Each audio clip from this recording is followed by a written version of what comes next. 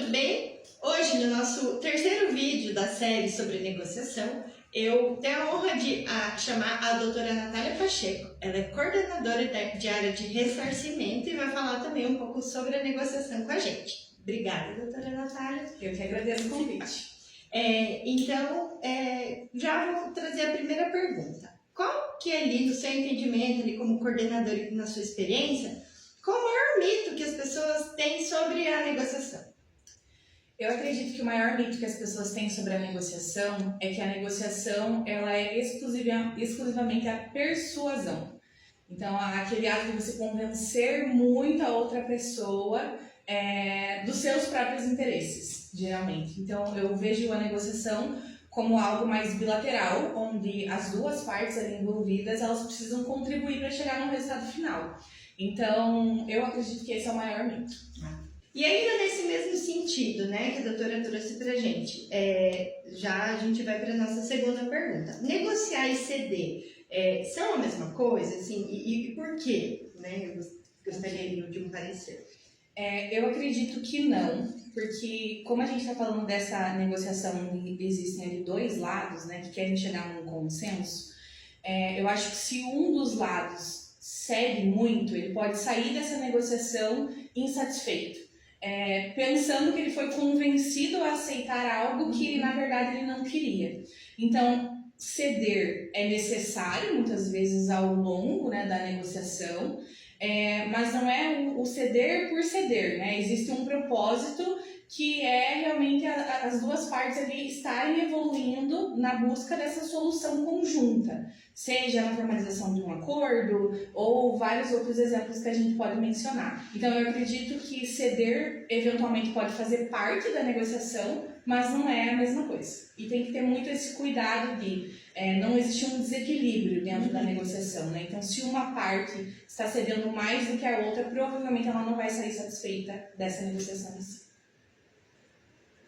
E para completar, doutora, na sua opinião ali como coordenadora também, né, dessa parte de ressarcimento, quais são as características que tem um bom negociador, na sua visão?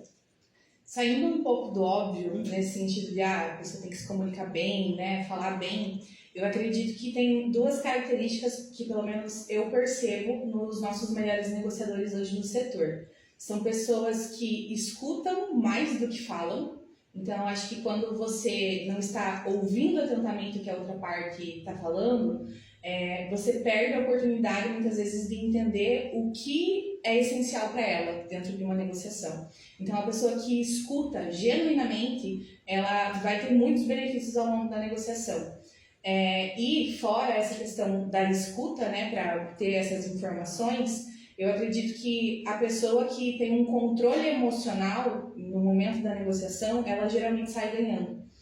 No nosso contexto, geralmente as pessoas não sabem, né, que vão estar iniciando ali uma negociação, mas eu acredito que não se restringe a isso. Então, quando a pessoa muitas vezes eleva o tom de voz, você eleva o tom de voz na mesma intensidade, são coisas ali intangíveis às vezes da negociação que mesmo você falando algo que não seja agressivo, a pessoa pode interpretar como agressivo. E se as duas pessoas forem para esse polo emocional, a negociação não vai caminhar. Então eu acredito que negociadores que escutam e conseguem ter esse controle emocional de se retirar muitas vezes um pouco da situação ali, né, não levar para o pessoal, digamos assim, eles conseguem muito mais rapidamente e com muito mais êxito entender o que de fato é essencial naquela negociação e fazer com que a pessoa compreenda também. Eu acho que, antes a gente estava falando dos mitos, um grande mito muitas vezes que as pessoas têm também é de que toda negociação ela vai ter um êxito no final. E não necessariamente. Às vezes o maior êxito que você pode ter é explicar para a pessoa aquilo que você se propôs a explicar. E mesmo vocês não terem chegado num consenso, você saber que tudo aquilo que você precisava, né, esclarecer, foi dito. A outra pessoa pode muitas vezes escolher ali não fechar um acordo, como é no nosso caso aqui no ressarcimento, mas ela sai sabendo todas as informações que são importantes para o caso. Então, acredito que é isso. Muito obrigada, doutora. Eu agradeço também a oportunidade. Queria parabenizar até pela iniciativa. Muitas vezes, enquanto uma profissional, né, do meio jurídico, a gente sabe que as faculdades mencionam brevemente sobre a negociação, mas a gente só vai aprender realmente na prática. Então, quadros como esse, acho que difundem muito mais esse assunto. Eu acredito que é uma iniciativa bem legal. E é muito importante, né, pra gente, como advogado, depois saber Sim. cuidar da nossa própria vida profissional. Exatamente. Nessa parte de negociação. E então, esse foi o penúltimo vídeo. E o próximo eu vou conversar com o Dr. João Teixeira, que cuida da parte negocial após o ajuizamento. Eu agradeço até agora. Tchau, tchau.